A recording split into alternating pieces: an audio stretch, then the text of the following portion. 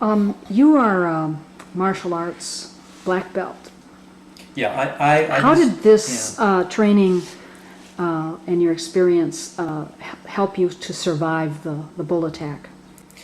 That's an interesting question. My martial arts training began when I was 18 years old, and I stopped actually formally training. It's probably 5 years ago, maybe about 5 years ago. So I've been training and studying intensely the martial arts for well over 45 years, about 45 years. And the styles that I studied were very practical, applied styles of martial arts, not the sort of the competition for point styles. And at the time that I retired, I had 7th degree black belts in one weapon system and in a open-handed form of martial arts. Yafu Kobudo was the weapon system, and Shinwa Budo Karate, which was a style that we had developed that was recognized by the International Martial Arts Association as an independent style, of which I had a Class A international teaching license in, actually. I had black belts in Okinawan Karate, Uechi-do Karate, 6 dan, 6th degree black belt, 4th degree black belt in the Ryokaku Karate, and also in what we call Kobudo, or weapon systems, and was a registered Shihan instructor in 2 of those arts. I also was the co-founder of a company called Arte with a friend of mine, Billy Wallace, who was a police officer, where we taught professional civilian and law enforcement self-defense and survival tactics.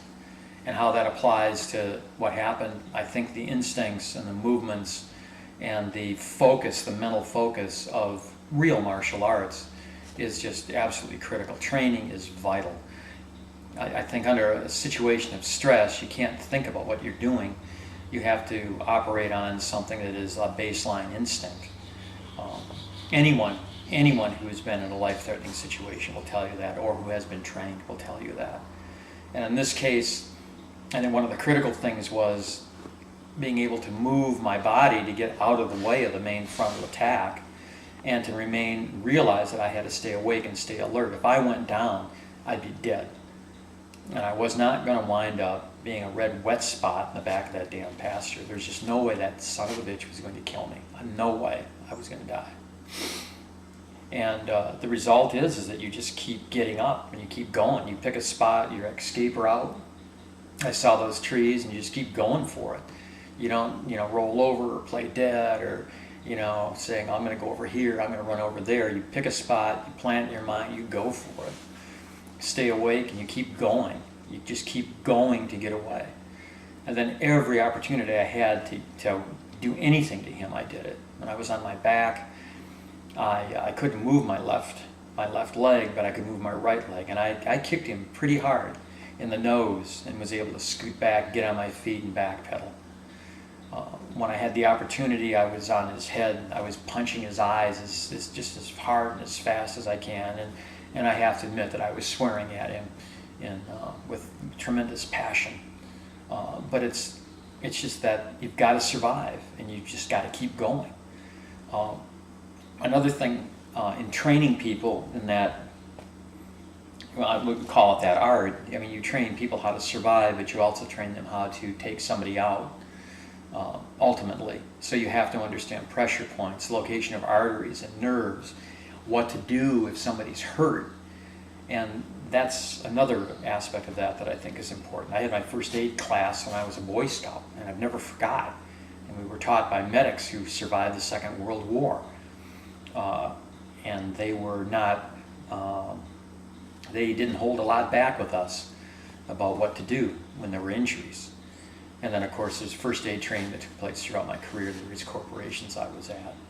But I knew, for example, when I was hit under the arm and he threw me, and that was, I remember that. In fact, I think I told someone, they were taking the lab report, I think they said something like he hooked me under the arm and he tried to throw me into Kalamazoo County. I mean, I was airborne, I hit hard, I got up, and blood was just flowing down the inside of my arm. My first thought was, my God, he's hit an artery and I am going to die. And I had to stop that bleeding. And so while I'm fighting him, I'm trying to hold my arm in, I'm trying to fight him. When I got over the fence, the first thing I did is I put a compress up under my arm and I clamped that puppy down to try to stop it, because I didn't know how badly hurt I was. When I got over the fence, I mean, the thing was is to calm down and try to breathe. That's the other big thing in martial arts, that we're taught, especially the arts that are based in very, very deep Zen, that meditation is an integral part of what you learn. And the big important thing with that is breathing. It's controlling who you are, and what you're doing by breathing. And that's what happens. And getting over the fence, assess, your toes moving, can you wiggle your fingers, any broken bones, control your breath, and start breathing. And I'm breathing to a count of 1, 2, 3, and walking slowly, not running, not panicking, not doing anything that would enhance any internal bleeding, if there was any, which there must have been. That's all rolled into the whole martial arts package.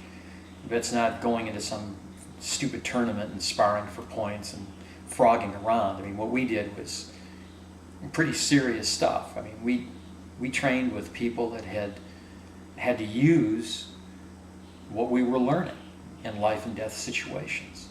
And that's different.